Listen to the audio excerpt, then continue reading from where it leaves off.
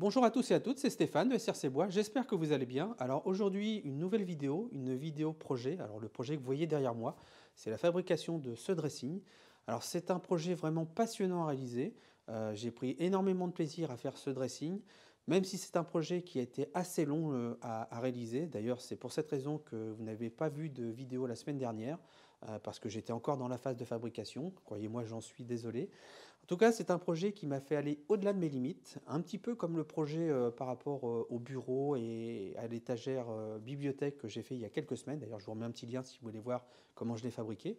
Donc, il m'a fait aller au-delà de mes limites, non pas par rapport au type d'assemblage utilisé, parce que j'ai utilisé le système domino qui fonctionne très très bien pour ces types de meubles.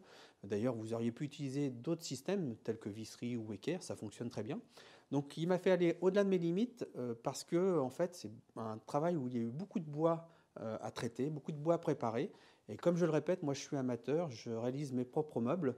Je suis toujours dans une phase d'ailleurs un peu d'apprentissage sur certains des projets. Ces projets-là m'ont beaucoup appris sur mes petites difficultés à faire certains collages.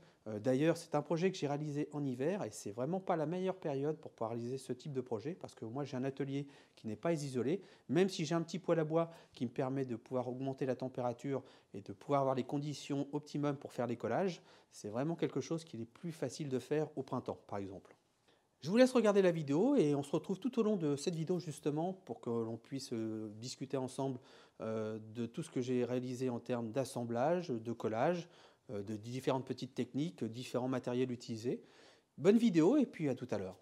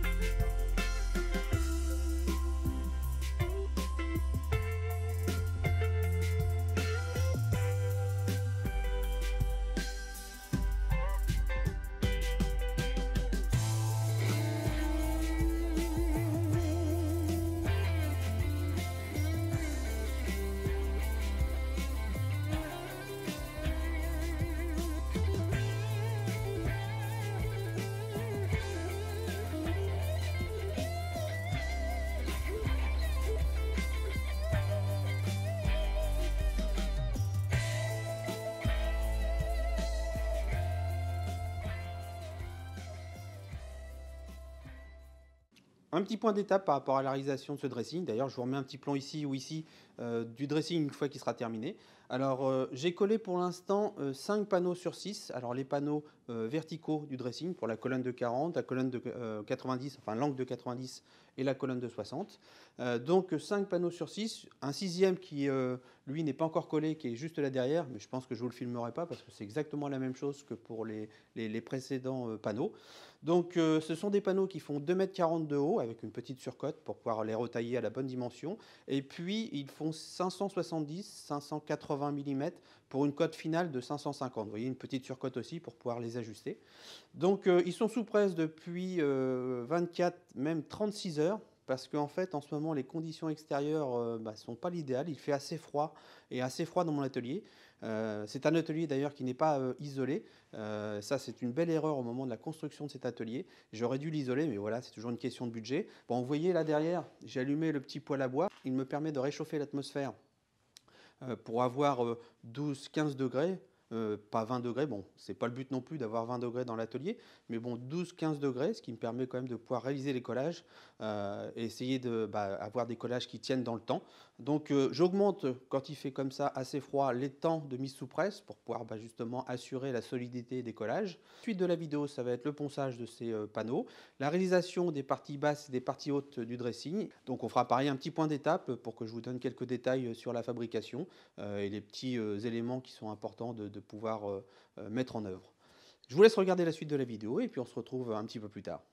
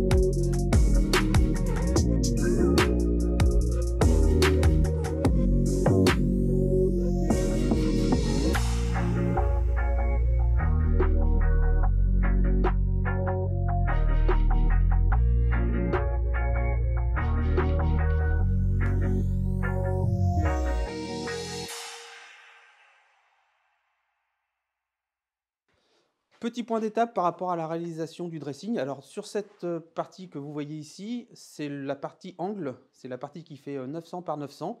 Alors c'est le plus gros morceau du dressing. Je vais certainement le mettre debout avec mon fils. Alors je le ferai hors caméra puisque bah, mon fils n'aime pas trop être filmé, ce que je peux comprendre. Mais voilà, je le mettrai debout parce que j'ai encore les fonds à installer, une étagère à faire et puis aussi à mettre tout ce qui est barre pour tout ce qui est penderie. Sur la colonne de 400 et sur la colonne de 600 que vous voyez derrière moi, alors il me reste à faire les étagères amovibles pour la colonne de 400 et sur la partie basse de la colonne de 600. Il me reste aussi à faire les deux tiroirs sur la colonne de 600. Alors je ne sais pas trop encore en termes d'assemblage comment je vais réaliser ces tiroirs, mais vous allez le découvrir dans la suite de la vidéo. Au niveau de la colonne de 400, alors vous avez vu, j'ai réalisé toute une série de trous pour justement pouvoir régler les hauteurs de tablettes en fonction des besoins. Alors, cette série de trous a été réalisée avec le rail LR32. Alors, c'est le rail de chez Festool, avec le support de défonceuse qui va avec. J'ai utilisé une petite fraise de diamètre 5 mm pour pouvoir justement installer ces petits pitons métalliques pour pouvoir installer les étagères par la suite. Alors, ce système de rail Festool, moi, j'apprécie beaucoup parce que c'est quelque chose qui est facile à mettre en œuvre, c'est simple à utiliser et puis c'est efficace parce que si vous faites attention quand vous démarrez votre série de trous, il y a peu de chances que vous puissiez vous tromper sur l'alignement.